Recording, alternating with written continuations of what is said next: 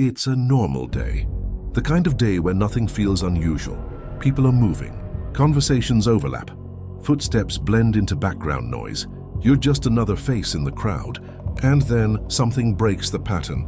A sudden collapse. A body hits the ground. Hard, the sound cuts through everything. Not loud enough to stop the world, but enough to make people look. You look, others look too. For a brief moment, something strange happens.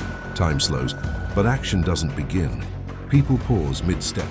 A few turn their heads.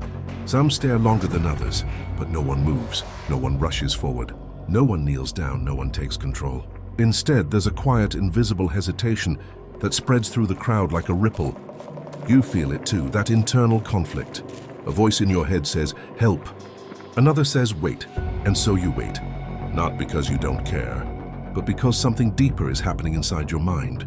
Something automatic, something psychological. And in that moment, you are no longer just an individual. You are part of something larger.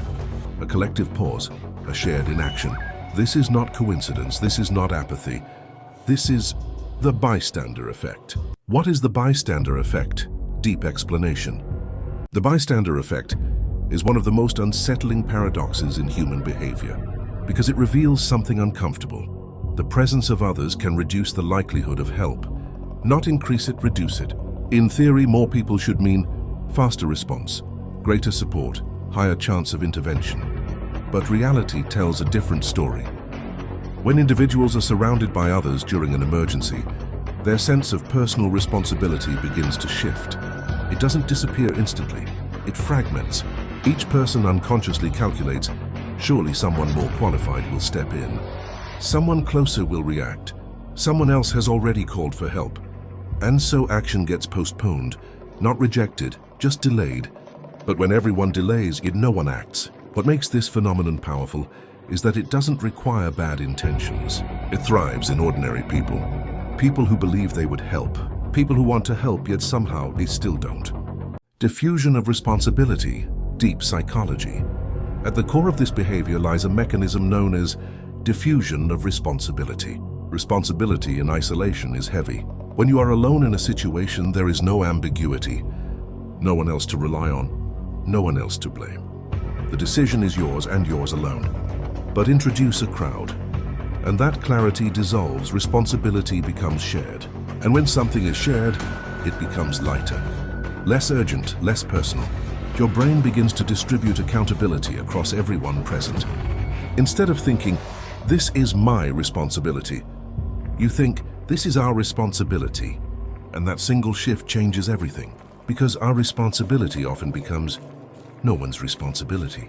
It's not a conscious decision. You're not actively refusing to help.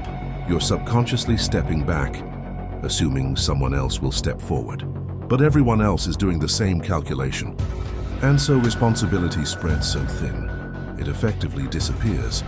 Pluralistic ignorance, social perception trap. Now layer in another psychological force, pluralistic ignorance. This is where perception becomes distorted by silence. When something ambiguous happens, your brain seeks confirmation. You look to others for cues. You ask, "Is this serious?" But here's the problem. Everyone else is asking the same question, and everyone is looking at each other for answers. So what do you see? Calm faces, neutral expressions, people standing still. And your brain interprets that as there's no emergency, even when there clearly is. This creates a feedback loop. No one reacts, so everyone assumes no reaction is needed, which reinforces the lack of reaction. A silent agreement forms without a single word spoken. Reality is overridden by perception, and perception is shaped by the crowd. Fear, social cost, and hesitation. But psychology doesn't stop there. Even if you recognize something is wrong, another barrier emerges: fear of social consequences. Humans are wired to avoid embarrassment, to avoid standing out, to avoid being judged.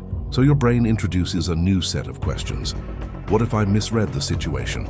What if this isn't serious? What if I look foolish? What if people stare at me and suddenly helping isn't just about helping? It becomes a social risk calculation. Doing nothing feels safe. Doing something feels uncertain. So hesitation wins. And hesitation in critical moments can be just as dangerous as inaction. Real-world consequences. Emotional weight. This phenomenon doesn't just exist in theory. It plays out in real life every single day.